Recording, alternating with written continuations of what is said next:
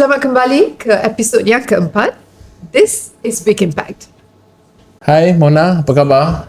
We are here lagi sekali. This is our 1 month into our show dan kita dah masuk episod yang keempat. And Big Impact, the podcast, kita dibawa oleh Scroot.my, yang mana Scroot.my adalah satu platform yang membolehkan anda sebagai pengguna untuk menyemak apabila ingin membeli kereta recon, terutamanya pada UK atau Jepun. Boleh semak sama ada sejarah kereta-kereta ini. Jadi elaklah daripada kena tipu dengan second car atau used car dealer dan juga recon car dealer. Jadi layari Scoot.my untuk dapatkan maklumat terkini tentang kereta anda yang ingin anda beli. Jadi minggu ni Mona, ada banyak isu panas. Sangat panas. Sangat panas. Sangat panas. Mona nampak a bit panas. agitated. Yes. Panas. Very.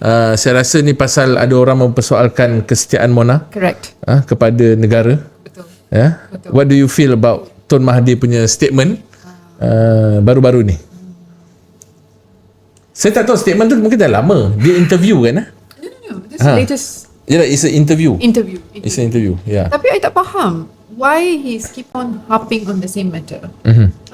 Asyik-asyik orang India dengan orang Cina tak loyal kat negara. Kenapa macam tu? We have already spoken about this. Banyak kali dah. Nombor satu, I don't take it seriously. Sebab he's very old already. Yeah. Okay, we need a younger generation leaders. Yeah. Barisan pemimpin yang betul tak betul? Saya rasa macam ni lah. I dah meluat dah. Meluat, betul lah cakap meluat. Bila Tun cakap tu, kita take it as a grand old man speaking lah. Kita biasa deal dengan atuk-atuk kita, nenek kita. Kadang ada benda tu dia orang akan dia grumpy kan, dia cerita. So mungkinlah benda tu kalau kita nak take it seriously, I think and ada setengah pihak macam cadang kena ambil tindakan, bawa ni. Saya tak rasa kita kena ke tahap itu. Cuma saya rasa cukup untuk kita bagi slap on the hand lah, on the wrist orang kata. Tegur Tun, this is not the lingo we should be speaking now. Sebab saya rasa tak layak pun untuk siapa lagi dalam keadaan sekarang, dalam generasi kita ni, mempersoalkan kesetiaan orang yang telah pledge kepada negara.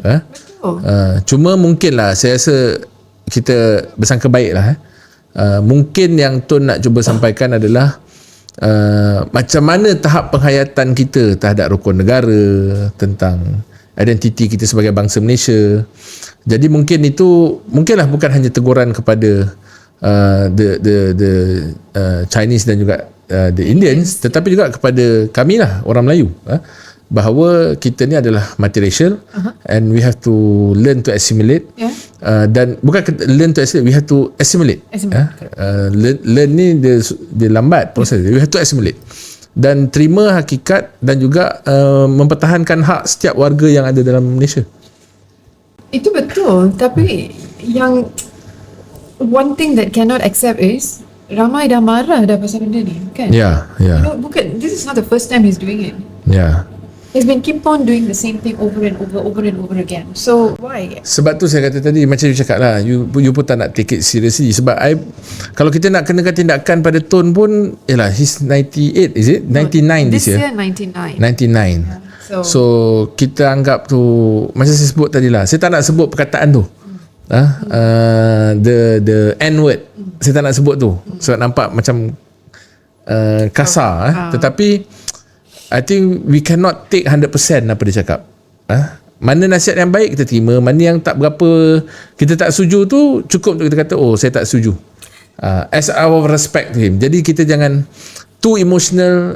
This is not Mahathir 40 years old saying. This is Mahathir 99 years old. So itu pasal Tun. Cuma ada satu lagi baru ni, melibatkan mantan Perdana Menteri kita juga. Documentary Man on the Run. Have you watched it on Netflix? Yeah.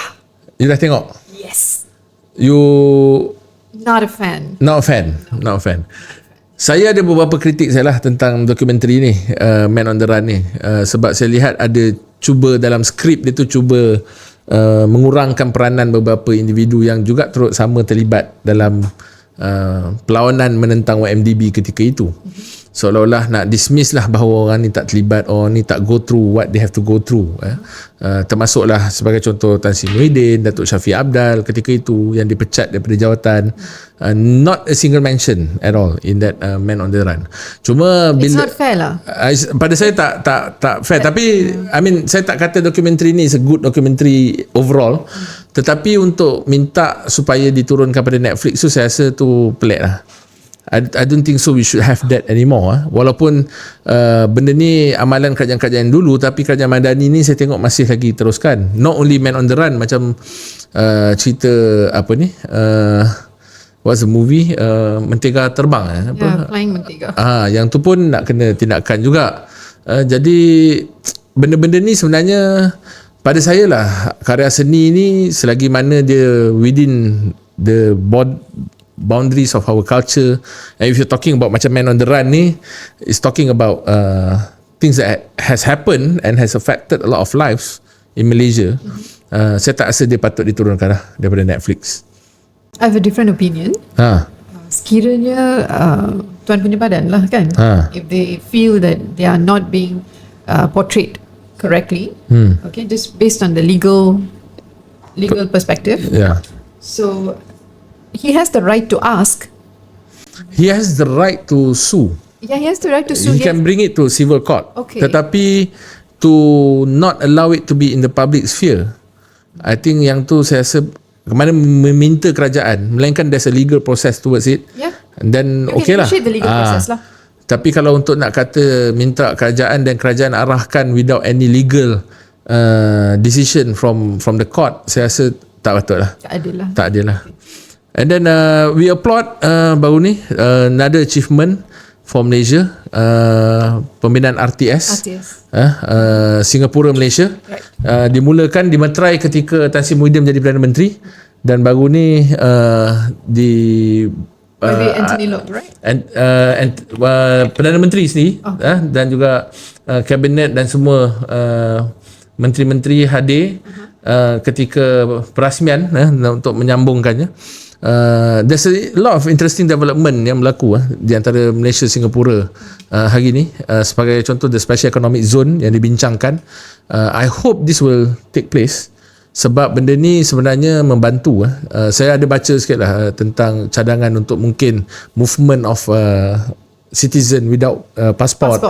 So benda ni sebenarnya in the long term bagus untuk both countries. Economically dan juga I think socially also will help the both nations. So saya rasakan this probably the way forward. Tak perlulah kita bincang Singapura masuk Malaysia semua, tak perlu. Tak perlu. It's just that we need the economic power of both and also the synergy, so that dah berpuluh tahun dah kita berpisah sebagai negara, maknanya Malaysia, Singapura, tetapi mungkin for the purpose of economic longevity and prosperity, saya merasakan memang Special Economic Zone ni harus menjadi keutamaan dan diberi fokus. Saya difahamkan Rafizi Ramli yang should be in charge of this.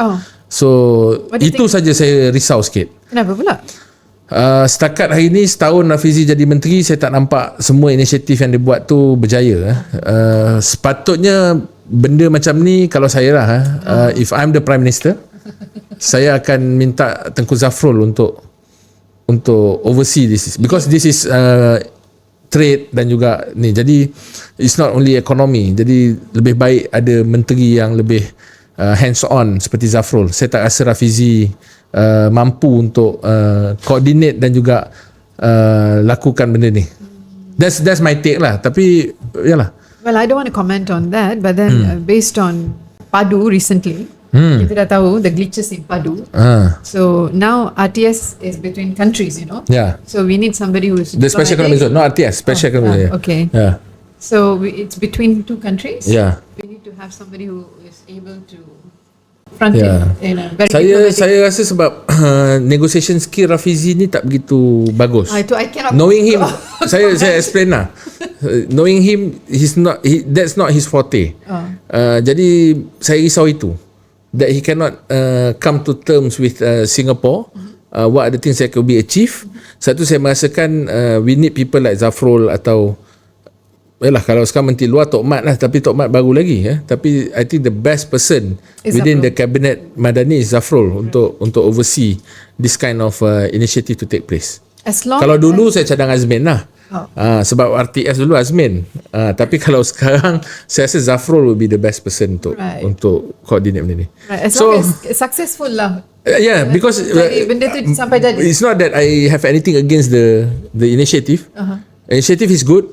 We have to have it for Malaysia. Cuma siapa the right person to front it and to materialize it. So tu saya punya concern sajalah.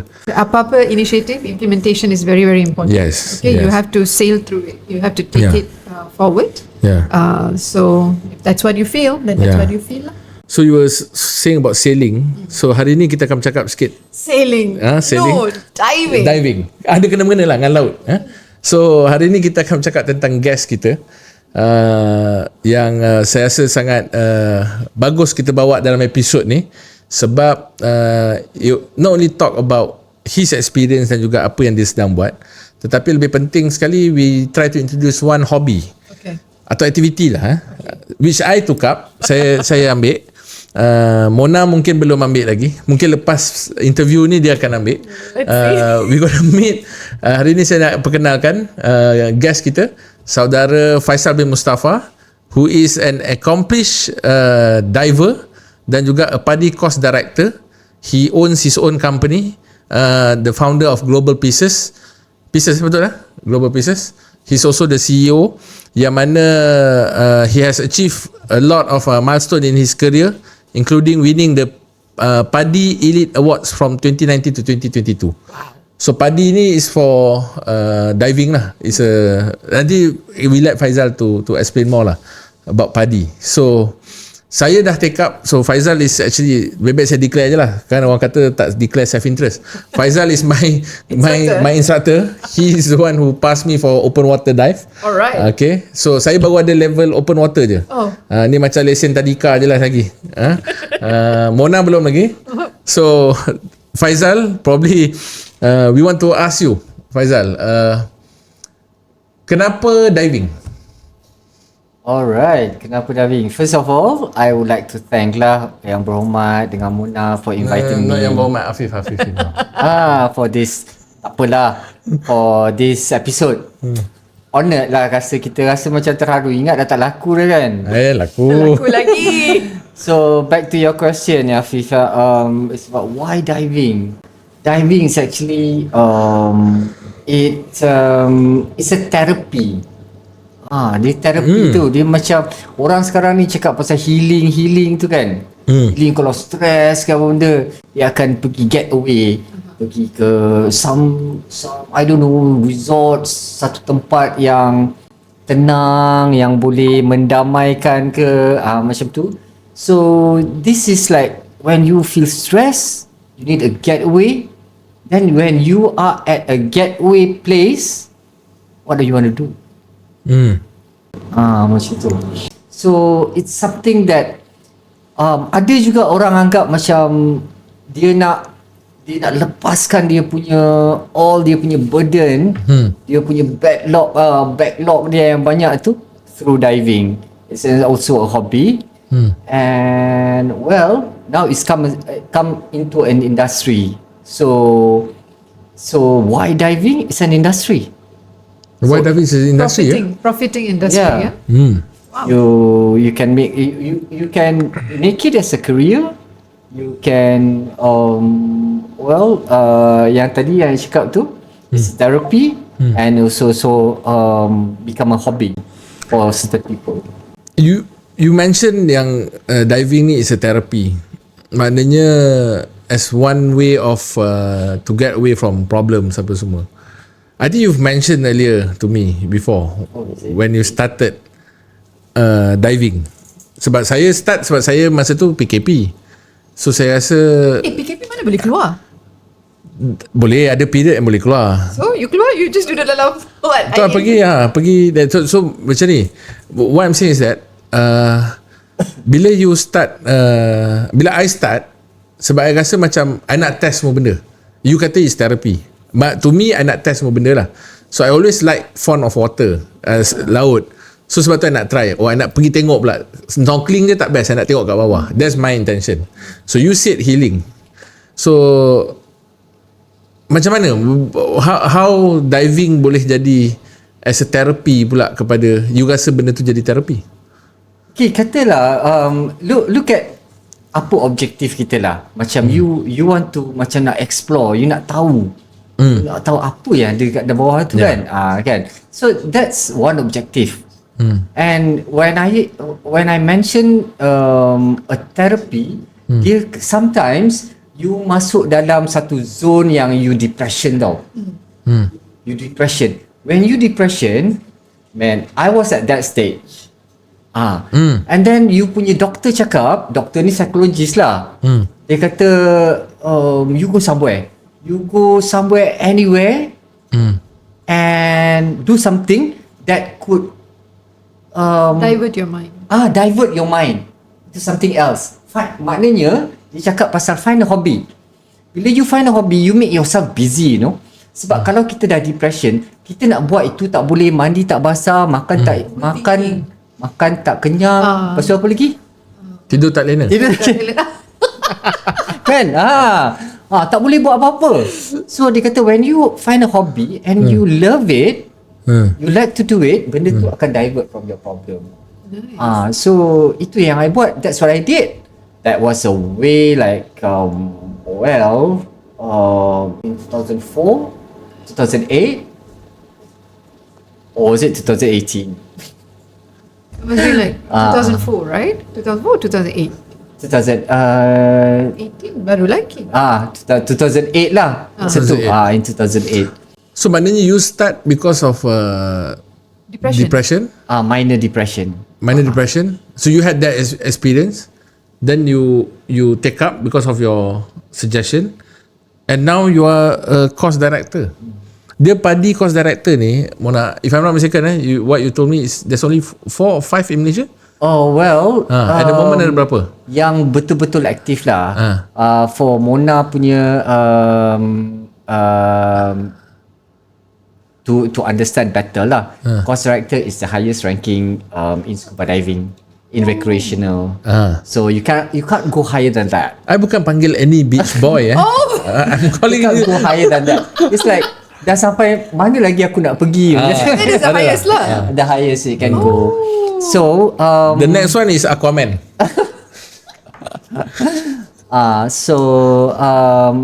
Apa tadi? You cakap pasal berapa yang nak pergi ke level tu is not easy. So you have to have a vast experience and investment into it. So kalau nak kira kat Malaysia ni boleh pegang jari je. Tapi apabila kita dah work so hard up to that level, you're too old. Faham tak? Macam tu. Jadi yang aktif tak ramai lah. Yang tinggal yang aktif, you can count with your fingers. Like 5, 6 macam tu. Itu je. So Faisal started off just to take up a hobby and become a PADI Course Director, which is the highest in the rank. So dia lain sikit lah. Doktor dia nasihat dia suruh take up hobby je, tapi dia make it into a career. So that's a very interesting story. Because kat Big Impact ni, kita punya idea is that we want to inspire our listeners and our ni, so that when we went through the guest of list that we have, so I actually pitch for you to be one of them, because I rasa your story tu is a story that need to be told. Sebab tu you are here. And PADI Course Director ni bukan senang tau. Dia macam-macam.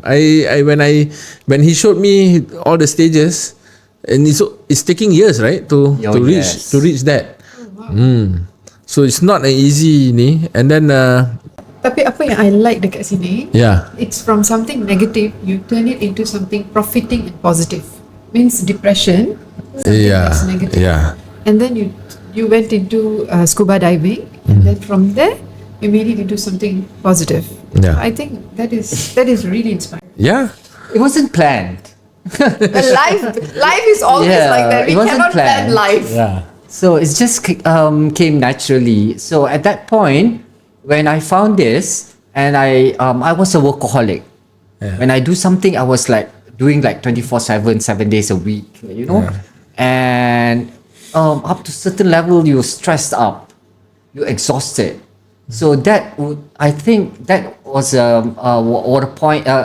There was the point where, you know, the stress level getting higher, and then banyaklah daripada tekanan-tekanan pressure in other left and right, east and west. Lepas tu then I was telling myself, bila sebenarnya I took a break, you know. So I think if I were prolong macam ni, it will, I punya depression akan datang balik. So I decided to work because I can't reduce my workload. Cuma tinggal I have to please myself. In a year tu I kena ambil satu break lah. Maknanya away from everything. So that's where I took one level at a time. Maknanya kalau you cuti 1 bulan tu, dah nak buat apa kan? So you take a course in scuba diving. So one level at a time. Every year kadang-kadang macam tu. So from open water to course director ni, how many courses you have to go through? Wow, that's a lot. You can, if you look at the chart, like 20. Oh, wow. Banyak. So, excuse me, you did like couple of courses in 1 year? In 1 year lah. Maknanya one long break tu kadang-kadang a few courses, specialties that I take.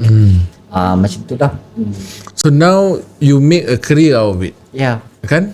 Maknanya, so now you dah tak depressed lah kan? Dah tak ada, sebab dulu you kata you workaholic. So now are you still stressful in this job? Well, I'm still a workaholic. When I do something too, I don't know, but my friends say when I do something too, I really do it like no turning back. Betul. Macam tu lah.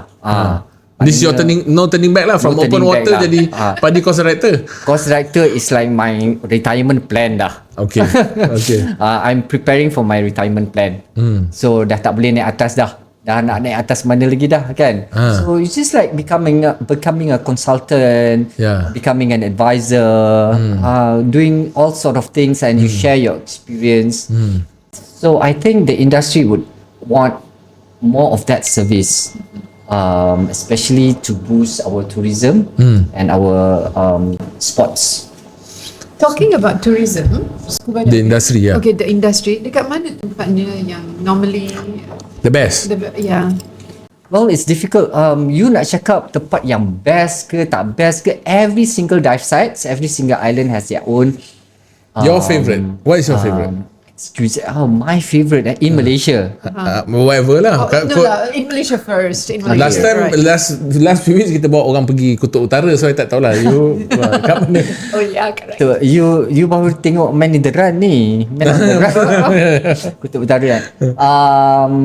When you talk about Malaysia, it has to be Sabah lah. When you are facing the Sulu waters. The Sipadan Highlands, right? Yeah, maknanya you face the Sulu, not on the South China Sea. Okay. And on my bucket list around the world would be Raja Ampat, the Four Kings. That is in Flores in Indonesia. Raja Ampat. So sekarang ni saya nak tanya. But saya nak tanya lah kan. Tapi janganlah gelak, right? Kau baru tanya lah. Okay. Saya ni takut laut. Takut air. I mean like even when I'm flying ataupun dalam ship ke apa ke kan, so I just duduk diam, but I sit very cool like that. Orang tak tahu yang I ni sebenarnya takut. Tengah takut. Even on the ship? Yeah. Okay. I takut I cannot move. So kalau orang macam I ni, macam mana if let's say I wanted to venture into scuba diving, how do I start? Okay, ini dia punya term ni dipanggil aquaphobia. Aquaphobia. Tak, sebab so dia bukannya I takut dalam aqua tu ada jaws. Dia bukannya, dia bila cakap macam you cakap lah, masa you naik boat aja you dah takut dah. Itu belum cecah air lagi kan? Cahaya? Belum cecah lagi air. No. You mandi laut? Itu dia panggil. I mandi laut macam tu. Ya. You start dengan baldi dulu lah. So dia ni kan, kan Dia aquaphobia ni, dia macam you cakap, kalau I tanya kenapa you boleh tu, dia kata it started when I watch Jaws. Yeah, correct. Really? So everything Yes. that is dah kena tanam dalam you punya mind. Yes. That's everything in your mind. So you mentally tainted by Jaws lah. Jaws, yes. Blame so it on Steven Spielberg. You kena get away from that. At first lah, you kena do a lot of readings lah. Maknanya Jaws ni ataupun sharks are not harm to people. There are not all species of sharks are man-eaters. Yeah. They are all carnivores. Kan ada yang reef shark, ada yang macam-macam sharks. Malaysians we pay to watch sharks in the Philippines. Kan we pay a sum of money just to watch sharks in the open water. So itu yang mindset tu kena ubah dulu. Mindset kena Kalau ubah. you masuk aquarium, you pernah pergi aquarium? Pernah I tengok macam tu, lepas tu I will have this thinking thoughts where The macam glass mana? will pecah. Pecah. Mati aku. Oh my god, run. Oh, lain macam lah. Dia daripada mind tu, lepas tu mulalah bila kita dah mind, and then you have to overcome. Dia panggil fear of water, takut air. Itu yang macam kena rendam dulu, main dekat kolam. You have to start from shallow. You have to start from your sitting at the edge of the pool dulu. Swimming pool boleh? So you tak boleh pergi scuba diving terus. Swimming pool pun belum pas lagi. Macam mana nak No, pergi? sebab your situation, kalau katalah ada siapa-siapa yang memang takut air, tiba-tiba nak try terus pergi scuba diving. Scuba diving ni it comes with risk, kan? And so you kena faham, dalam air tu you bergantung pada oksigen yang from the tank. Okay. So kalau you kelang kabut, you takkan boleh nak control, bukan takat bernafas lah, you cannot be safe to dive. So benda-benda tu, so kalau you tak calm, you tak tenang, I don't think so you can even start Macam I diving. feel lah, right? Itulah because scuba diving is, itulah yang cakap tu, balik kepada terapi tadi, because you need to be relaxed. Kalau you tak relax, you tak boleh. Macam Afif cakap tadi, he mentioned about being relaxed, breathe. Don't breathe rapidly and don't hold your breath. Macam tu. So if you can't overcome that, if you can't control that, that is a discipline. I experience this myself. Masa mula-mula dengan Faisal, so I tak berapa nampak sangat. So lepas tu I tak pandai bernafas. Dia pun tak ajar betul-betul masa tu. Dia tak nak bagi tahu. Dia tak bagi habis. Dia tak bagi habis ilmu tu. So I breathe laju. So bila I breathe laju, my tank habis cepat. So bila I learn the trick from Faisal to be calm and then pandai simpan napas apa semua, then only I notice that my length of usage of the tank tu lebih lama. So benda tu important. It's about yourself, right? It's not like memanglah nampak macam pakai gadget semua kan. The gadget is just for you to assist you, but in the end is yourself. So you kena calm dulu. So bila nak register? So itulah yang cakap pasal terapi tu, because these are the stages that you learn to be relaxed. Kalau you tak boleh relax, kalau you, lagi satu yang Mona yang kalau with hundreds of students that I have certified or face or teach kan, yang bermasalah dia, kita tengok dekat mana dia punya lifestyle, apa yang dia buat, apa kerja dia, apa profession dia. Ada related That relates to whether dia boleh cope with that, cope or not with the scuba diving punya course ataupun curriculum. What is the rationale? Siapa yang tak boleh cope sangat ni? Dia orang yang kerja cepat macam tu. Singaporeans. Oops. Singapore. Singaporeans lah. Tapi bukannya kita nak kutuk Singaporeans. Dia ada lifestyle dia punya workaholic, dia laju. And then tengok jugalah dia kerja dalam industri apa. Ada kadang-kadang nak deadline, very bossy macam tu kan. Semua macam on the toes, everything nak laju. So yang tu cepat. Itu masalah lah. Masalah. Boleh, tapi kita kena dia kena tengok dia punya situation. You are now in the island tau. You are boss. Dapat course director tak tahan, dia biar je dalam laut. But then, coach, this one you must admit, right? Orang Singapore ni ada satu attitude. Janganlah kita kena cancel dengan Singapore nanti. Tak adalah. Ini semua orang tahu. It's Satu a dunia compliment tau. Kiasu. Fear of losing. I nak talk, I tak mention nama word K tu. They always do this, right? But it's a compliment. Kita bukannya kita nak, tapi dia lain, dia berbeza. We love Singapore. So, dia punya lifestyle tu, because dia kejar masa. For them, I think Hong Kong lagi teruk kot. Tokyo lagi teruk. Tapi you ada student from Japan. Japan semua. Ada dia expatriates here. Okay lah, ni dah macam bunyi macam kita banding-banding antara nationality pula kan. Tapi when you say maknanya kalau orang yang selalu edgy lah, dia nak cepat apa semua ni, susah dia nak cope with the instruction, the steps, the SOP lah untuk dive kan. So scuba diving ni actually balance out. You think about dia balik kepada fitrah manusia balik. Yes. Okay. Dia kena tengok I got to be relaxed, I got to be calm, I got to be very associative with my fellow colleagues. That would, kalau dia balik office dia, it's the subordinates dia or dia punya office mates.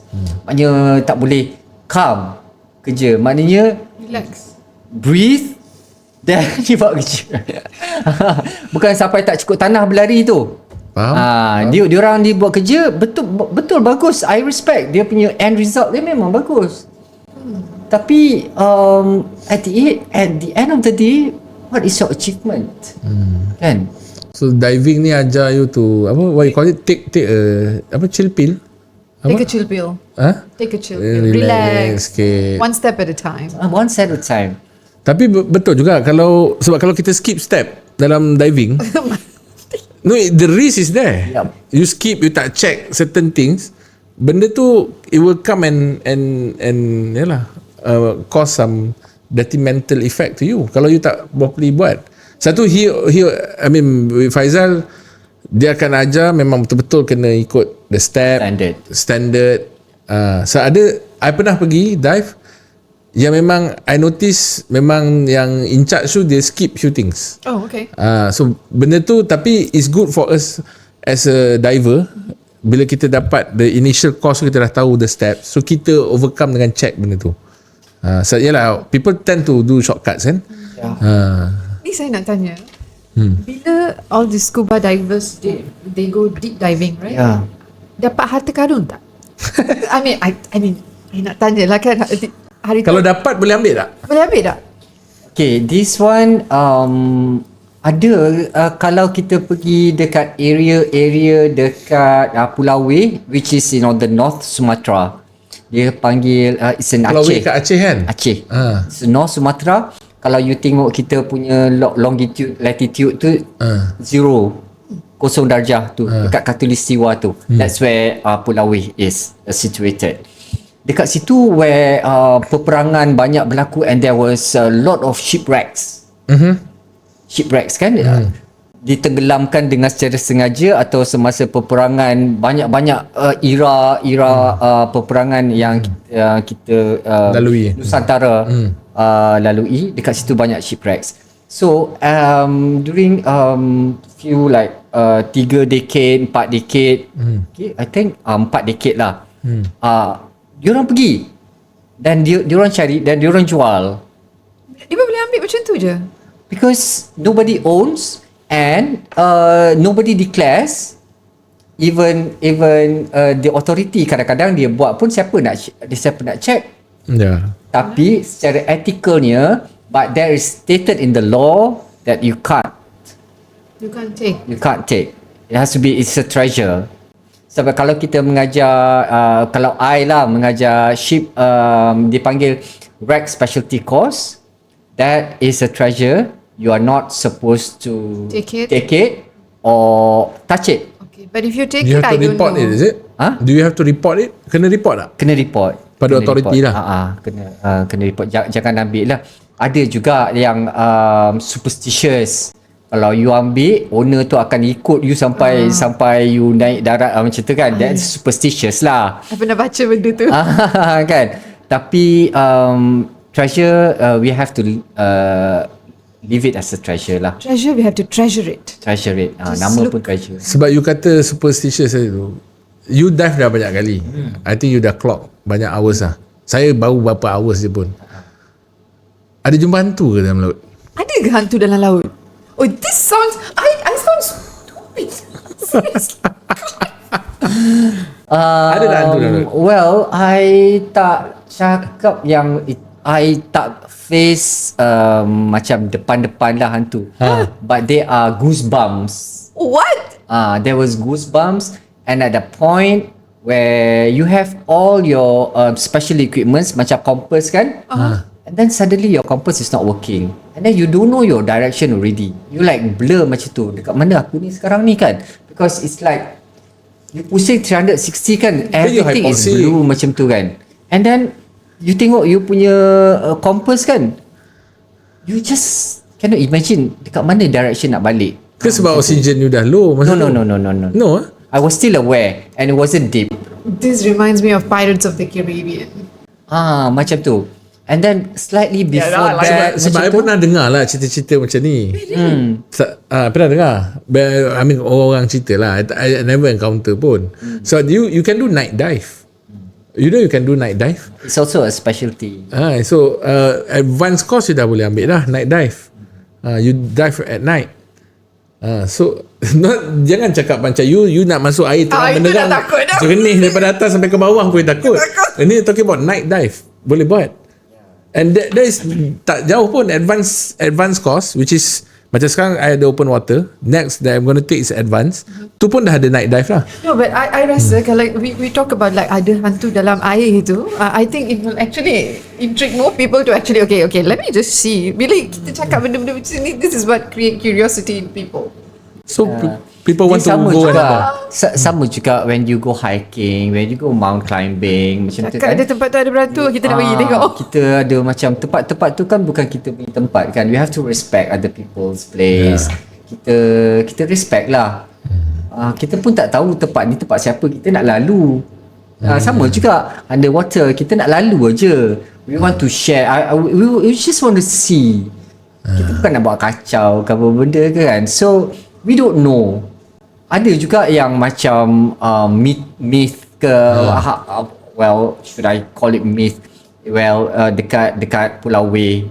Macam-macam mitos ada dekat situ, where people see things coming out because dia ada banyak history dia kan, daripada tsunami and whatnot. Pulau kan? W dekat Aceh.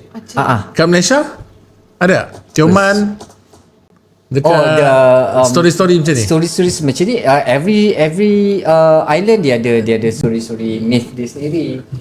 Kan? So itulah. But you tengok what is your intention. If your intention is good and tak ada siapa nak kacau. It's like ada kita percaya. I'm not discouraging you I'm not discouraging you to come saya takut air.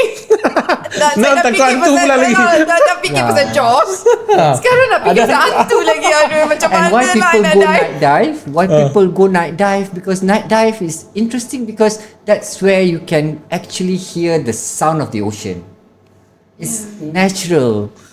And you know, some of I tak buat lagi. I pun takut sekarang nak buat. Aquatic life, they are very active at night. So you can't see this like hermit crabs that's crawling. Bukan dia bertidur ke masa malam? No, malam is active. Macam we want to see things that active at night. So we go night dive. Pakai lampu lah, ada lampu kan one of the things that some of the night divers appreciate is to have that. Because kalau kita siang kan, kita guna kita punya eyesight untuk determine apa yang kita tengok. So blind macam mana? So dia guna ear. Kan? Dia guna ear sebagai dia punya deria kan? So sama jugalah when we night, kita punya vision is limited. So our ear plays a role. So that's where it's very like healing lah kalau you dengar sound of the ocean macam tu. Tapi kalau malam memang gelap lah, tak nampak. Tak nampak. That's where your ears play the role. Tak nampak, tapi macam mana kita nak tahu itu crab ke apa ke? Oh, ada Torch lah with very high lumens of lights lah. Tapi still limited sebab you torch kat satu tempat tu, dekat situ je. Tak nampak tempat-tempat yang lain kan? Because your punya vision is limited to the area that you torch. Yang ni I takut. Okay, I tak nak discourage people from scuba diving. I don't want to disrupt the industry. So I thought we want to talk about to encourage people. yeah, to let's encourage people. Sebab kita nak kena address. But I still want to know, like, okay, dalam laut tu, bila nak pergi scuba diving ni, okay, apa yang, okay, ancaman daripada, nak kata, Jaws tak adalah. aquatic life. Yeah. Which one do you think that you will have that ancaman? Underwater banyak je. We have like snakes. We have like very dia panggil yang berbisa kan? Poisonous. Poisonous. But this aquatic life dia cuma akan membahayakan when we provoke. It's the same thing. They nak defend themselves. Yeah. So when you don't provoke, that's why they kata it's nice to see, but don't touch. Yeah. See, So dia actually ethics dia dalam diving, you are not supposed to touch the whatever ni lah. Even sebab tu when you apa kita panggil hovering tu, you sepatutnya tak adalah tiba-tiba nak bersandar dekat coral semua tak boleh. Because you want to preserve. You don't touch them, they don't touch you. Macam tu lah. So it's just for us to see, appreciate. They attack you simply because they want to defend themselves. Yeah. That they thought that you are harming. Yeah. So dia nak defend, sebab itu dia rasa takut. Kalau dia tak kacau. Yeah. Macam talking about harming the aquatic life.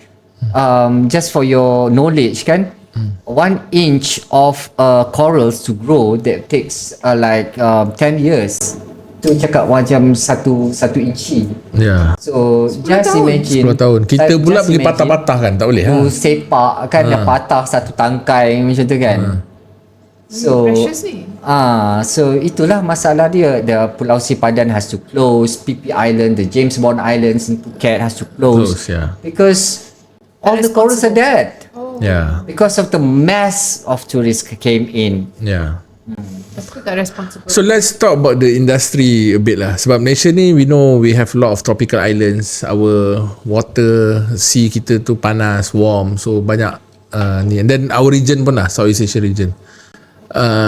You the course director, definitely you know what is the economic value scuba diving industry in our country that brings to our country. Yeah. In terms of millions or They in terms of tourism, when you talk about tourism, tourism is one of the revenues for Malaysia. yeah. And scuba diving contributes the 4th highest revenues under Tourism punya, they come in to scuba dive. 4th 4th highest lah. Lepas tu is an inflow of money lah. Yeah. Kita jangan tengokkan Afif going to Tenggol or Afif going to Langkawi. Yeah. So that is no inflow of currency. Inflow of dia panggil apa? Masuk, duit masuk kan? not FDI lah. FDI. So we're talking about currency, inflow of currency into our country. We're talking about the Europeans, Americans, and other Asian countries to come and dive here. That's where our revenues come from lah. And also some people say, I don't know whether I want to agree with this, that to have the certification in Malaysia is the cheapest in the world. So that we actually can promote. How much at this moment people go to Thailand to do certifications at all levels, from the initial, from the preliminary up to the professional levels. They go to Thailand, and sorry for Thai friends that Thai waters are not as beautiful as Oh wow, ni dah second jam ni. First Singapore, second Thailand. Wow, apa lagi ni? So I've been to these countries, Mona. So I've seen that, I've been there, did that. Okay. So apa yang menarik sangat Thailand ni kan? We have like above water kot. Jangan under water tu tak menarik. Above water kot yang dominat. Above water lah. But their scuba diving industry was like really like people looking forward to go to Thailand to take up courses. So they should come over to Malaysia because our currency is Cheaper. cheaper, and Is there- we are underpaid. But compared to Thai currency, Malaysia, are we cheaper? Yalah. I mean like compare to other tourists Other kan, tourists, kita cakap yeah. pasal FDI tadi kan. Okay, correct. So okay, kalau you kata macam tu, Malaysia, how much do we charge foreigners to come and take For the courses certification. for certification? Rate apa, the average rate? 1,500 to 2,500 Ringgit. Itu for the, sama, local pun sama.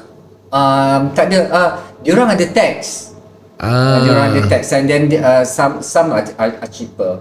So it's still within that 1,500 ringgit to 2,500. 500 ringgit. So that's like I think $200 to $300 lah, $300 lebih kurang. So when I US dollar, work in perhentian for a season maknanya sebelum dia monsoon lah, from March to March next year kan, they call it one season, and I met a lot of people coming in from the South Americans. They come to perhentian to do certifications because cheap, because they are backpackers. They spend like months and then they travel, and then they plan well. Dia datang Malaysia untuk dapat certification, and they go Vietnam, they go Laos To do diving. I don't know what they do. Mana dia pilih lah all the So they come to Malaysia to scuba and take certifications. Okay, coach. This soalan may sound a bit shallow. Tapi I nak tahu jugalah kan, sebab I memang tak tahu apa-apa pasal scuba diving ni. What is the point of having all the certification? You know scuba dive, just masuk dalam dive, you dah tahu okay, this step, that step. Then okay already. Why do you need that certification for? Untuk apa? For you to dive. Because you can't dive without the The certification. certification. For instance, Macam bawa kereta kena lesen. for 18 meters for Afif level, which is he is certified as Tadika lah. open water. Open water. Dia punya limit is 18 meters. If he wants to go to a place, to a dive site which is deeper than 18, then he has to show or prove that he's an advanced Diver. open water diver. Tapi kalau dah masuk dalam 18 meters tu, okay, you're already in the 18 meters, and then you just wanted to go 1 meter lower than that, siapa nak tahu? Tak ada, dia ada every group that go, normally dia ada satu dia panggil macam guide lah. Dia kata these are 18. So bila you turun je pun dia kata this place we are going only 18. So dia akan pastikan all this. Mana dia dive ni, dia bukan macam you naik boat, lepas tu okay ni ada air sini, kita turun sini. Tak, you kena plan dulu. There's a plan, there's a book. When you go on to do cave diving, you have to show that you are a cave diver. Cave diving. Cave diving. Cave. When you go to wreck, you have to show that you are a wreck diver. Macam tu, these are the levels lah. When you talk, when you go night diving, you have to prove that you are certified night diver. Macam tu. So this, to answer your question lah, dia ada level-level dia lah. Dia banyak level kan. Kalau cakap macam tadi kata berapa level you buat kan. I cakap 20 lebih kan. Macam-macam adventure lah you ada. So I'm certified in most of the recreational specialties lah. And how much money did you spend on getting all this certification? Don't ask me that question. It's not cheap though, right? It is. It's not cheap. It's not cheap. But I hope it's a part of an investment. But when you involve in a hobby, you tend to not think about it. You just want to spend it and you just want to please yourself. Nice. Wow. Okay. So kalau if we search a bit lah on the internet of the more sports lah, in scuba diving is also one of the sport lah. yang dianggap dangerous high risk top 15 scuba diving number 14. Number 1 is base jumping. Number 1 is base jumping. Skydiving, dan adalah martial art, apa semua, high altitude mountain climbing. So scuba diving ni still within the most dangerous. I'll find something easier 14. for me. Easier spot. Yeah, easier spot. Tapi relax. What that's a word. Just now tadi cakap apa tu? Healing. Healing. Yoga. Yoga is much better healing, right? boleh patah pinggang. No, it's okay. Tapi ini you dengar Takut dah aku. First Jaws, second hantu. Apa benda ni? Hantu dalam air. Woi, boleh buat movie ni. Tapi satisfying. Dia punya you dah kat dalam tu, air yang baru sampai 18 meter ni pun dah happy. Dah wow. Tu pun tak jumpa banyak lagi, tak jumpa penyu lagi. Feeling just like wow. Tak jumpa reef shark lagi. Hantu tak jumpa lagi. So you were talking about the safety. Yeah. Safety. So ada risk, scuba diving ada risk. Kita pun tahu ada yang terjadi baru I think last year ke the year before that, yang one family I think from America, yang anak dia pass away masa diving. They dive as a family. For those yang mungkin baca benda ni, dia mungkin nak tahu if you start diving, masa start mula-mula tu apa you nak kena fikir? What is the steps in order to make sure you are safe, and then benda-benda yang yalah, tak tahulah, mungkin you could share with us. Okay, when you want to take up a course, dia punya level atau dia punya curriculum tu dah set tau. Dah set. First, before you enter the water, you bukan masuk air terus. You have to learn the theoretical part of it first, in terms of the physics, in terms of the physiology, in terms of the equipment. You baca dulu, baca dan faham. Okay, baca dan faham. You know, that's a pressure. When you go underwater, that's a pressure. The pressure would affect your sinus, would affect your lung, semua sekali kan. How you overcome it, baca dulu. And those are the risks kalau you tak take care of it. And equipment. So kalau you punya this human error yang you tak tahu, you bukannya tak tahu, you memang tak tahu, you tak belajar. So itulah yang datangkan risiko tu. Most of the risk ataupun accident is happen due to human error. Tak prepare betul-betul. Tak prepare betul-betul. Yes, sebab tak baca lah. Dia tak really concentrate ataupun focus on dia punya knowledge tak cukup. Macam you ambil pixel, you pass, tapi you pass macam mana? You meniru. Macam tu lah. Dia macam ambil open water ni pun, Mona, dia bukannya macam you pergi dive center tu, okay, dia bagi you equipment dan you terus terjun dalam laut. Tak. You have to sit for theory exam first. I did that.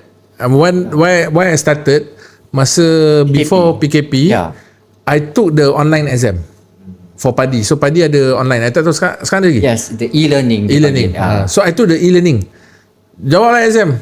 You belajar pasal buoyancy, you belajar macam-macam lah, safety apa semua. Then lepas tu, I think a year after that, then only I contacted Faisal. I said I want to go to the sea. On that stage, I contacted PADI and I checked his exams, semua dah completed. His exams. So it's very. Dia bukannya. I communicated and I checked his results semua sekali. Or else I wouldn't want to take him. Excellent good result. Because I kena tengok yang dia dah go through that. There are standards that you have to follow lah. When you want to talk about safety, that's a standard that you have to follow. Safety comes first lah, priority lah. Accidents kadang-kadang ajal tu kan memang dah tentu kan. So we cannot run from that. Tapi as a course director, kalau satu-satu incident ataupun accident happen, we have to look at what are the roots, the cause of the accident. Kan? We have to be very serious of it. Sebab apa? Sebab this is a image. Dia orang akan ada perception tau yang katakan scuba diving ni bahaya. Even our Malaysian insurance companies, Malaysian insurance, they want to cover because this scuba diving categorized falls under the extreme sport. So tak boleh. Oh, tak cover tak ada. Insurance coverage. Dia because it falls under extreme. Macam tu. Tak ada special insurance. This would be a challenge. Special ada. This would be a challenge to the industry. Correct. Maknanya satu, to maintain the safety of the dan SOP standard ni, so far kita tak ada regulatory body beside PADI dan ada few lagi lah yang lain. Agencies. We don't have like local authority yang oversee this kan. This also all international bodies. Satu. Kedua, you're saying there's no insurance coverage. And then you're saying we have a huge potential but the promotion is not there. Correct. So you are one of a PADI Course Director. Maknanya you memang have ada say lah in this industry. What do you think that the government hari ni patut buat in term of not only tourism lah, because this is also partly sports kan. And then you pun mention tadi si Padan pun kena tutup lah because of ni semua. So kalau if you want to enhance this industry, what are the measures and steps that you feel? They have to talk to me. Oh, okay. Oh, wow. Okay. Well, I agree. First of all, kita ada semua authority tu sebenarnya. Okay. We have Jabatan Laut, but their roles are not being played properly. Orang yang diletakkan, sorry to say lah, orang yang diletak tu mungkin tahu ke apa yang dia buat ni? Dia pergi scuba diving ke? Kan? Okay. When you talk about standards, we take stern action. Kan? We in PADI, if the accident happen and involves PADI member ni maksud dia when you are a professional diver and you pay fees to PADI to work, okay, for you to qualify to work as a professional scuba diver. So if it involves a member, then and we receive reports of this incident, kita kena tengok, kita sendiri ada tribunal internal, tribunal to check the roots. Kalau betul salah kepada PADI member tu, we have to be firm. So that it would teach a lesson. Maknanya jangan main-main. Benda ni kita jangan main-main because it reflects the whole industry. Like what you said. So kalau now dekat Malaysia ada berapa banyak roughly dive centers throughout Malaysia? PADI dan nak promote PADI lah ni. Tak apa. PADI Dive Center. PADI nanti tolong sponsor sikit. Okay. PADI registered PADI Dive Centers kita ada dalam 181. It's in PADI Travel. PADI Travel. This for Malaysia. For Malaysia. 181. 181 yang registered as a PADI Dive Center lah. Okay. Lepas tu banyak agensi lain yang macam you mention kan, SSI, STI, they are all my friends. We are very live or work in a healthy competition. Dan banyak level, ada yang 3-star resort, ada yang 1-star, ada yang 2-star, ada yang tak ada star, ada yang 5-star hotels that offer scuba diving courses and recreational diving. And as when you talk about PADI dive centers, kita dah ada put our standard there. So kalau you violate any of the standards, you will take you punya ni lah, sama ada we will take action against you lah. Worst come to worst, your license or your PADI number will be revoked. Macam tu lah. So that is a signal to other PADI resorts that we cannot accept this accident. Or you buat kerja ni sambil lewa tau. You tak take care of your customers lah, kita panggil turis yang datang ni. Kan dia complains, tak boleh. Because they are they pay for that. Kan and then they bring revenue and to feed our family members. Because kita dah kerja dah ni, we are looking for to feed our family household. Kan the accident happened to, it's the news came all over the world. Betul kan? Not just the entire industry. Seorang punya Betul. orang cakap sebabkan bila setitik habis susu sebelanga.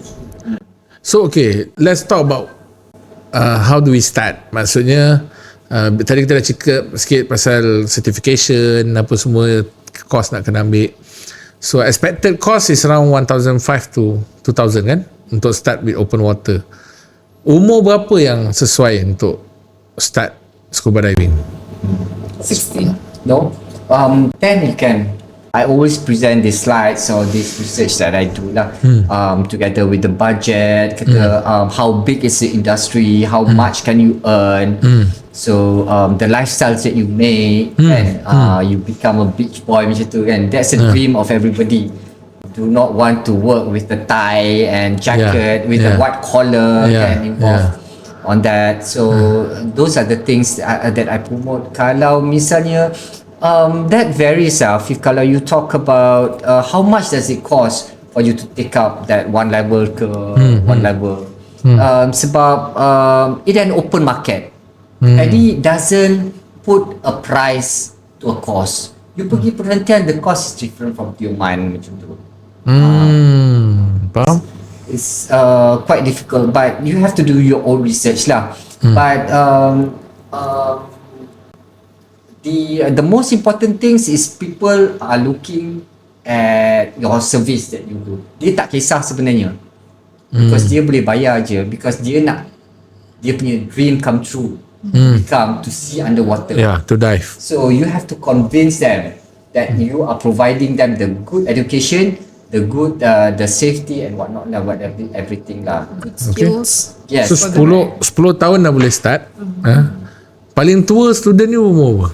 Atau paling tua you pernah dengar orang ambil start open water? Rafidah Aziz took up her open water in 72. Was it 68 in Phuket? I remember she did it quite late. 68 Yeah.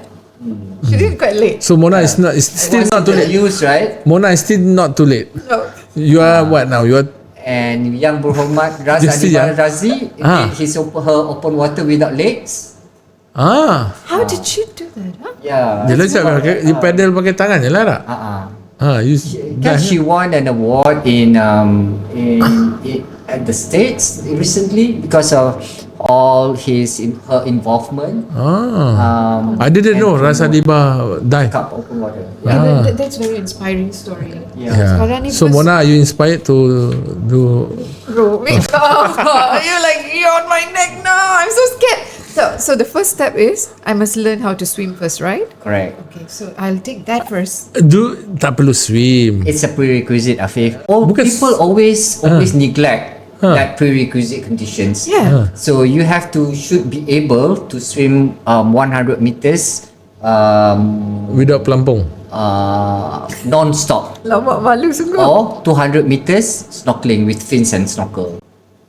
Either if you pass that level, maknanya you dah boleh, that is a prerequisite lah. Besides having healthy body lah, maknanya you pass all this medical questionnaire lah. Healthy lah. Semua healthy. Cuma takut air nak swim. Kena start pergi swimming pool dulu. Swimming pool dulu. Okay.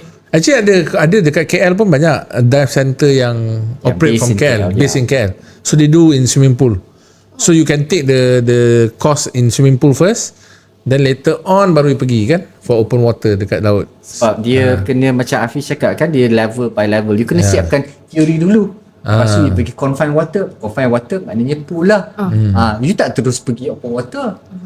Open water pun you tak terus pergi 18 meter. Pergi 6, pergi 8, pergi 10. You okay, baru kita pergi 18. Start dulu. Coach kalau I pergi 1, 2, 3 macam tu lah. Kena bayar lebih lah. Tapi kena buat macam tu. Kalau tak you tak learn the safety steps, then you tak tahu the risk. So these are the things I feel that we have to promote. That we are very kita ada benda-benda ni, we already have. When you talk about authority, kita dah ada, but the people who's playing dia punya responsibility and role, kan, kita punya education, kita ada kita punya infrastructure, tapi dia orang tak tahu. So these are the things and resources. Itulah what I am here to encourage people to involve in this industry, because things that you can bantu KDNK, GDP, because supply and demand, it has to be stable. Supply ada, demand tak ada pun tak boleh. But do you see promotional programs done by government yang bawa pasal scuba diving, diving in Malaysia? Alamak, kurang kan? Sorry lah.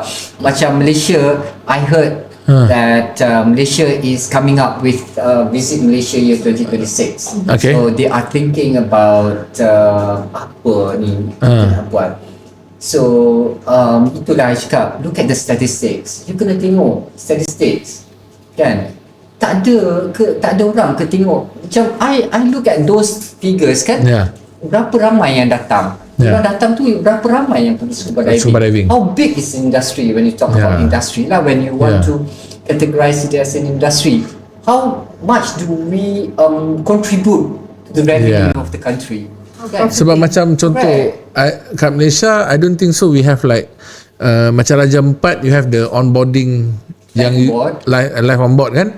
You duduk atas kapal, you live on the kapal throughout the journey, your stay tu. Then daripada situ you akan pergi dive je. Oh, wow. You have that kind of thing in Raja 4, but you don't have that in Malaysia, kan? We do. We do? We do in Jerman, but tak promoted lah. Luxury as in Raja 4. Because in Indonesia, that these vessels are in Indonesia, they pay in euro dollar. Dia tak bayar in rupiah. So how expensive that is, right? Kan? So kita ada, tapi unfortunately tak ada investment. No, because there is no promotion. So when there is no promotion, they don't really attract the people. People don't know, kan? People don't know. So people don't come in. So and actually we can be collaborative in the sense that we find what is our best. Contoh yang ada, contoh Tioman lah. So we can promote it. We collaborate dengan Aceh, we collaborate dengan other place in Indonesia contoh. So these 3 island one package. So Indonesia pun dapat benefit, Malaysia kita pun dapat benefit. So probably that kind of collaboration also should be done, because this region memang I think banyak dive site yang memang cantik-cantik. I pun tak habis explore. I baru dive 2 tempat je. Sabah, itu pun kat KK, yang pulau kat depan tu. Itu tak ada apa sangat lah. Then Tioman. So we need to promote more. Back to the authorities. Like kalau benda ni, the authorities are actually, they are looking into it. Then obviously the first thing is like, what are the things that need to be done? How are we going to take this particular industry to a different level? Kalau kita tak ada planning macam tu, macam mana kita nak upgradekan industri ni? This is purely looked into. Walaupun Mona tak dive, tapi ini adalah satu peluang business. Unfortunately, revenue for the country. So the investment, macam contoh, let's say you're talking about logistic, to get to Tioman, I don't know whether the airport dah settle ke. No, it's Nin Azmi said it's a no-go. No-go? No-go. So they don't have the airport. Cuma I think the runway is a bit short, kan? It's just for ATR boleh lah. And then some of the islands macam Langkawi, Langkawi settle, tapi if you're talking about dive site, it will always be on the Sabah side and then on the South China Sea for us. So benda-benda ni macam contoh kalau I nak pergi macam Faisal cerita naik bas kan, but we have to drive from KL, you have to go to Mersing or you go to Tanjung Gemuk, contoh you nak pergi Pulau Tioman. So that takes you at least 5-6 hours just to drive there. And then lepas tu another boat ride 7 hours. 2 hours nak sampai. Logistik. So benda-benda ni I think kalau there's a planning, can do phase by phase, because the industry is huge, and there's huge potential for it. Cuma memang I agree with you lah, there's no promotion about it. And then so probably kalau for our audience yang nak tahu, Malaysia ni cannot dive all round the year, tak boleh. Kita ada monsoon timur laut apa semua ni. So usually when is the season going to start? March until November. March sampai November. So this is the peak time lah. March to November. So siapa yang nak take up open water, nak take up diving course, boleh hubungi Faisal. Promote Faisal lo. So actually, dive center. We are struggling lah. To be honest, to be honest, we are struggling to industry because of the lack of the apa tu you cakap pasal promotion tadi kan. And juga at the same time, kalau kita dapat pun promotion, if kita punya supply pun kita tak ada resources, we don't have enough professionals in the industry pun tak guna. So that's why we are promoting more the young people to make it this as a career. Make it as a career. To groom the industry better, kan? Sebab banyak lagi macam Afif cakap, kata South China Sea, banyak itu yang dah explore, yang belum explore, kan? Kita tak tahu lagi. So anak muda kat mana kat luar tu yang suka air, yang suka air lah, macam mana tak suka. So suka So air, instead of bawa Grab, yeah, correct. contoh, try take up this. Gig economy, try take up this. So you ada open water advance in order for you to be a dive master, kan? What is the next? To dive master, first you have to go advance and then rescue. Okay. And then dive master. So when you become dive master, you dah boleh start ajar orang. No. Then a step after that. That is when you have to be a open water scuba instructor.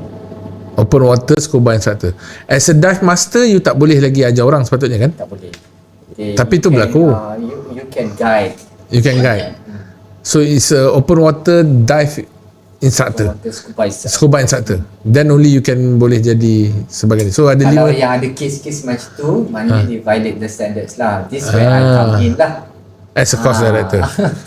So we have to take action lah. Benda-benda ni lah, itulah yang akan leads to accidents, to you bagi risk to macam sekarang ada tak, macam kalau kita boleh talk about this, selalunya adalah macam CJ Kemahiran Malaysia atau HRDF sponsor. Do we have that kind of setup for scuba diving industry? I think we have, but a lot of sebab baru lagi kan, dia promotekan under TVET ni. Yes. So tapi actually, kalau when you want to make it to somebody as a professional, in 10 days, in 7 days, difficult, isn't it? memang you kata you follow the standards, but how experienced are you? It's not rational, right? 10 days. You need more It makes sense, but in the practical part, habis weh. So that 5 courses yang you mentioned tadi tu, can it be done in 3 months, 6 months? Can? Possible. But you have to be full time lah. Full time lah. I'm saying it's full time lah. Coach, let's say kalau people wanted to make it into a career, right? Berapa dia punya income, dia boleh generate income in this particular business? As a dive master, I have seen a paycheck of 6,000 ringgit Per month. per month.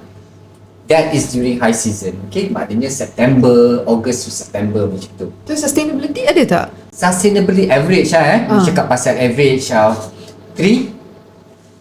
3,000 ringgit as an open water as an instructor. You ajar open water je, that can give you like 8 to 9,000. Ajar open water je, tak payah ajar advance pun. Wow. Boleh, tapi kerja kuat sikit lah. Tapi tak kisah Kerja tau. kenalah kuat, tak boleh lah nak duduk goyang kaki. Back to macam kenapa you buat, because passion you ada, you senang. You tak tak payah rasa pakai tie. benda tu You tak payah pakai tie. you tak nak kerja pakai tie. Kan? You nak kerja dalam that lifestyle kan. When there's a passion, selalu parents memang macam tu. Dia sekarang lah, parents zaman sekarang lah, dia tengok anak saya minat arah ke situ, dia akan promote anak dia. Macam mana pun anak dia minat menyanyi, dia akan hantar singing Kelas, school macam tu kan. Macam tu, dia tengok dekat mana minat. So minat tu lah, kalau kita tak ada promotion tadi, macam mana kita nak tahu budak tu minat ke tidak about doing as a career. And at the same time also we have sports diving in Olympic Council. So diving is also already one of the sports, so they can become a sportsman. They get the allowance kan, kalau becoming and it's new. Tapi ni kalau anak muda ni kreatif lagi, and they can also come up with all the gears, for this scuba diving gears, and that can become an international business for them. Exactly. Right? And satu mungkin I mean we about to Wrap up. Satu benda yang mungkin saya tak nak orang ingat scuba diving ni just for the hobby, orang datang nak dive, then we are talking about career to be instructor. Ada banyak industri juga yang perlukan scuba divers. Bisa bomber dia orang buat belajar sendirilah. Tapi macam contoh yang welding, underwater welding, and then you have all this yang within oil and gas punya industry, you need divers in order to maintain and also to do all this. So there is a career in that. I think if you read somewhere, you Google up, ada satu this one or two ladies kot. One lady I think dia jadi tukang welding underwater. And these people earns a lot. Because of the diving skills that they have. Netflix also dia ada satu tradition yang makcik-makcik tua yang they go free dive, ambil all this apa dia pakai clamps, kan? That is also diving. Cari mutiara ke dia cari clamp tu dalam clamp tu ada mutiara lah, ada pearl. Kan ada what was it, Shinju Island, the title of the I think I saw the thing. That's was it a documentary? Also a documentary on that. It's very, very interesting. If you realize Faisal mentioned about another thing which is interesting, free dive. You've heard about free dive? No. Just to spark the interest of our listeners at the end of this podcast. So free dive ni you dive without any gear. You hold your breath. Berapa dalam yang dia boleh begitu? Sorry. Malaysian records is my friend. She did 100 meters with one breath. 100 meters? 100. Serious lah? 100 meters ke dalam? I think you can Google up. No, you are 18, Malaysian right? 100. You're 18. This is like the oxygen and I'm not sure. Don't quote me. But Azwar Shafi's record has been broke by Paul Sheck. He's also a friend of mine. It's a Malaysian Book of Records record holder. So the 101 meters was a world record. It's a woman, is it? The Paul is a man. Azwar is a lady. Oh, lady. Okay. So free diving is when it's a sport where you go dive and hold your breath. That's you can't just go and simply go like there's a stage like what I said lah. It's yoga is one of it lah. The fundamentals of yoga where you have to be more relaxed. Kalau tak, your pulse will be running and your oxygen in your lung will be converted to carbon dioxide easily and you'll be drowning.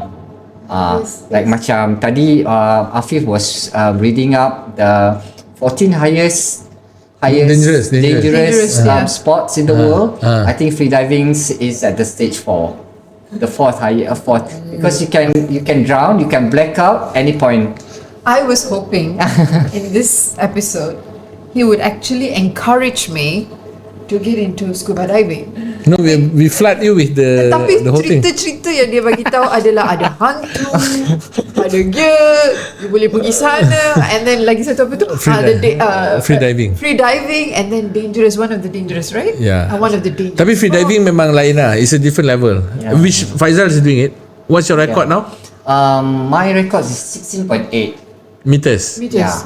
For how many minutes? That is about 3.5. My dipanggil static. Static is when you hold your breath. I can hold my breath underwater for 3.5 minutes. 3.5 minutes? Lamanya. It's a process. You tak boleh buat. You terus buat. Yalah, tapi 3.5 pun dah lama, Faisal. Dia boleh mati, lepas tu datang balik hidup balik kan? 3.5 minutes. Yeah, I know. So try holding your breath for 30 seconds or 1 minute. This is 3.5 minutes. So benda tu apa? What's the difference between scuba diving is where it's easily you can go shallow water without wearing any equipment, yeah. And also now we are promoting, we have mermaids. Yeah. Mermaids kan very cool kan. You just hold your breath and do monofin. Pakai monofin tu, jadi mermaid. Tapi yang free, So Mona nak jadi mermaid tak? mermaid, I can try lah. No, but the when you say what, there's no gear and then Free diving. Free diving. I pernah tengok orang-orang asli buat free Ya, diving. betul. Bajau kan? Bajau. You just go Yeah. and that's it. Lepas tu dia datang balik macam Yeah, dia ambil all this like lobster, right? Dengan tangan je pun datang. I've seen That's free diving. So Mona, I think it's not that I want to discourage you, tapi to spark curiosity lah. Now you know about free diving, you heard about scuba diving. We thank Faisal for your time. Terima kasih kerana kongsikan dengan kita kali ni. Mona, so will you take up scuba diving anytime soon? So before we start this episode, I've actually promised him, like first thing first, swimming dulu. Okay. I pergi masuk swimming dulu. After that, Kita tengok macam mana. Coach, I will call you, Coach. I'll take this as a challenge in 2024, Okay, good. right? Good. Right. Interesting. Okay. Yeah. I'm looking forward for it. Yeah. And terima kasih juga lah for Mona and Afif for inviting me into one of your episodes, and I feel honoured lah to be part of you. Thank you Faisal for your story. So Big Impact, this is our episode yang keempat with Faisal. We talk about scuba diving, we talk about the industry, we talk about the excitement of going for scuba diving. So hopefully to see you guys in next episodes. We have next week also will be an interesting episode for all of us. We'll announce it soon. And sekali lagi, thank you. Big Impact brought to you by Scoot.my, yang mana kita bawa platform ini untuk anda semak semua sejarah tentang kereta-kereta recon yang ingin anda beli, baik daripada UK atau Jepun. Masuk saja nombor chassis, you can get the report and can purchase the report from Scoot.my. Mona, any last word? Well, this is a good industry. Let's see how we can actually contribute in expanding this industry. Macam Mona, I've already taken a first step. Okay, I will go and learn to swim first. Yes. Then I will call Coach. Yeah. And the rest I leave it to you. Right? Alright. Thank you. Bye-bye. Bye. Big Impact.